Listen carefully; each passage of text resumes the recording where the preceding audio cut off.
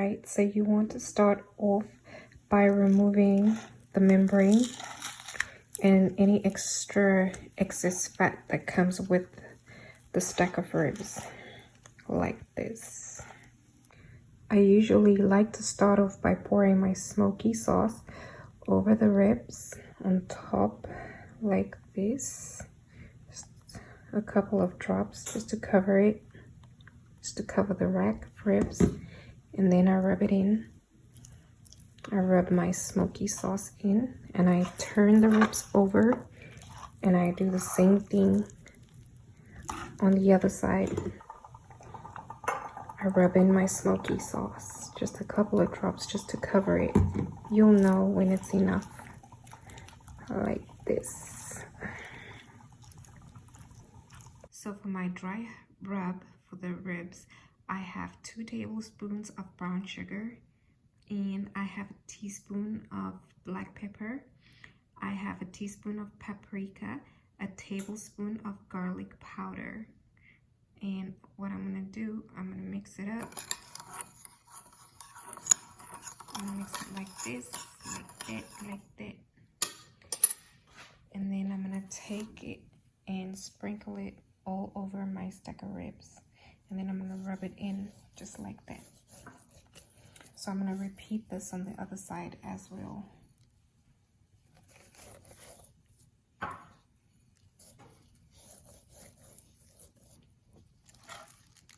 Turn it over and repeat the same process on the other side.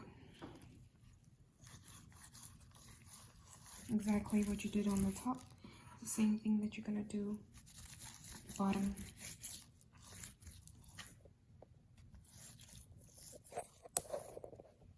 After rubbing in the dry rub, I have my Texas barbecue seasoning that I'm just gonna spread on top, and I'm gonna rub that in as well, top and bottom, and I'm gonna repeat that process. I'm gonna just rub it in. That's the barbecue seasoning right there.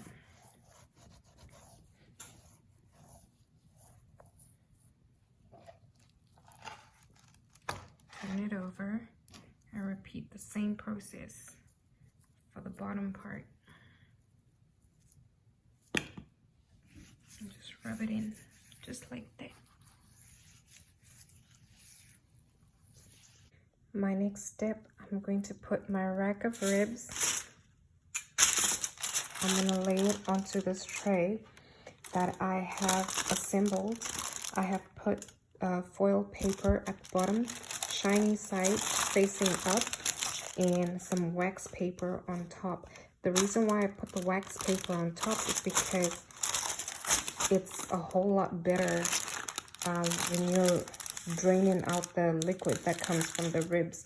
Once the ribs are done, it kind of like savors the liquid a whole lot better than if you would to put the ribs directly on the foil paper.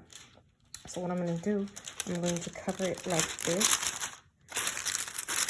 with the wax sheet. I'm going to cover the ribs with the wax sheet like this. And then I'm going to put some foil paper on top to cover the ribs on top as well. And that's how I'm going to bake them at 300 degrees for 2.5 hours in the oven.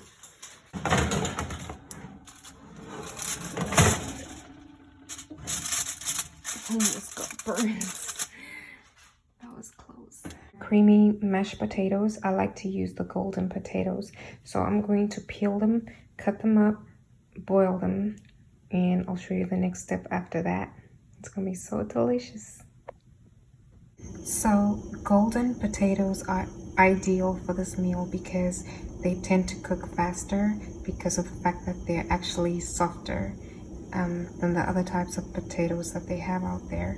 So I have put 4 cloves of minced garlic in my potatoes. Basically, it's 2 cloves to 1 potato. I have 2 potatoes in here, and I've sprinkled a pinch of salt and pepper to taste, and I'm going to boil that until the potatoes are soft, probably for about 20 minutes. So in my pot here, I have chopped up half a squash, like half of it. I've cubed it, and I have put in a teaspoon of cinnamon and a tablespoon of brown sugar. And with my water, what I did with the water, I didn't fill it all the way to the top, just probably 3/4 going up, and then I'm gonna cover it and I'm gonna boil this until it's soft for about 5 to 7 minutes. I have added some butter to my saucepan, and I'm going to go ahead and add my green beans and carrots, and I'm going to saute them for about 3 to 4 minutes, just until they're a little soft.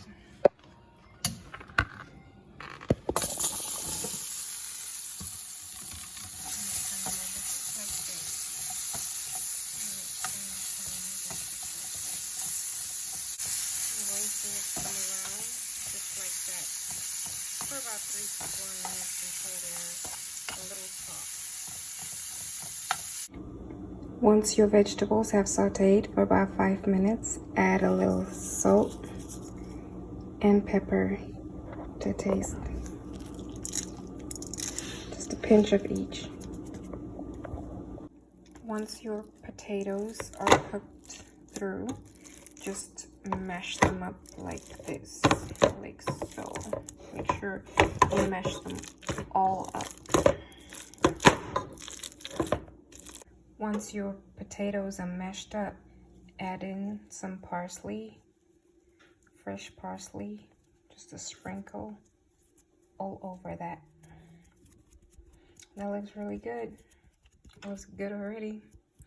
And you have your heat on medium to low, not too high.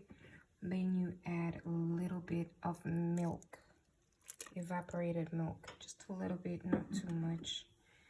And then you mix it all the way around and let that heat up.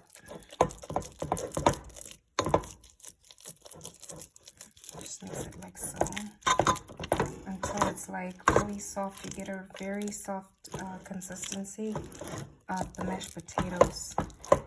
That's what we're aiming to get. And once it gets really soft, then that's when you're gonna add in your Parmesan cheese. I actually ended up having to add in extra milk just to get the consistency that I wanted. So this is what we're looking at. This is exactly what you want. Not too soft, but it's soft enough. And at this point, I'm gonna add in my Parmesan cheese. I'm just gonna sprinkle a little bit Parmesan cheese. It's about 2 tablespoons, I think, maybe 2.5. And I'm gonna mix it around. So basically, you want to keep mixing for about a minute. Let the cheese melt a little bit. At this point, once the creamy mashed potatoes are done, I'd like to season them with a little bit of onion powder. Just about a teaspoon. Mix it around just for extra flavor.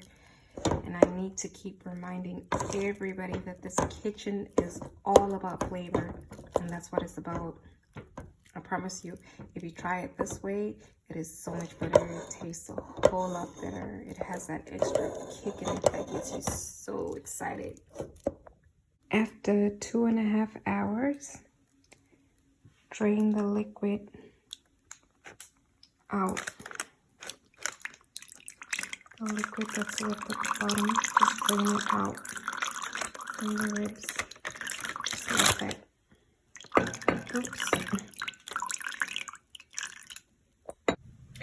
So what I've done, I have spread some Stubbs sticky sweet barbecue sauce on my ribs at the top and at the bottom. So this is the barbecue sauce that I used. And then I'm just going to sprinkle just a little bit of freshly chopped rosemary on top of my ribs. Just a little bit, not too much. Just like that. Before I put it in the oven, and I'm gonna bake it at 300 degrees for about 20 minutes. I'm going to remove the foil at the bottom. I will bake it bare as it is. on the baking sheet. That's how I'm going to do it. This is how it's looking with the sauce, the barbecue sauce, and the freshly chopped rosemary that I've just sprinkled on top. And I'm about to put it in the oven for about 20 minutes at 300 degrees. So for my roasted vegetables, I have emptied out the butternut into this baking sheet, just on like half of the one side on the left side. And then on the right side, I have my white onion, my red onion, my green bell pepper, yellow bell pepper, red bell pepper, and orange bell pepper, and about 2 cloves of garlic in there that I'm just going to spread out onto the baking sheet on the right hand side. It's going to be separate. The butternut is going to be on the left side. Well, I call it butternut, but it's called squash as well. So squash on the left side, and then you have your fresh vegetables on the right side. And then what I'm going to do, I'm going to take the sauce from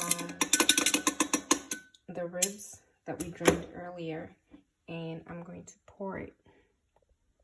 I'm just going to pour it over my vegetables, just like this. Just to drizzle. Light drizzle, just like that, all over my vegetables before I put them in the oven. I'm going to add my vegetables in together with the ribs, and I'm going to let that bake. Oh god, that is so hot. I don't even know. Do not try this the way that I'm doing it right now. That is so hot. Okay, so I'm just gonna turn this around so that I can accommodate the vegetables. I'm gonna turn the ribs around. So I'm gonna have it like that. And I'm going to bake that together with the ribs until they're done. The ribs have been in there for about 10 minutes. So the vegetables are gonna go in for about another 15 minutes. I'm gonna take the ribs out earlier because the ribs are supposed to be in there for like 20 minutes. And then I'll show you when I'm done. I actually almost forgot the step to lay some fresh thyme over the vegetables. This is fresh thyme that I'm just gonna lay over the vegetables and the squash as well. Try to get it all the way at the back there.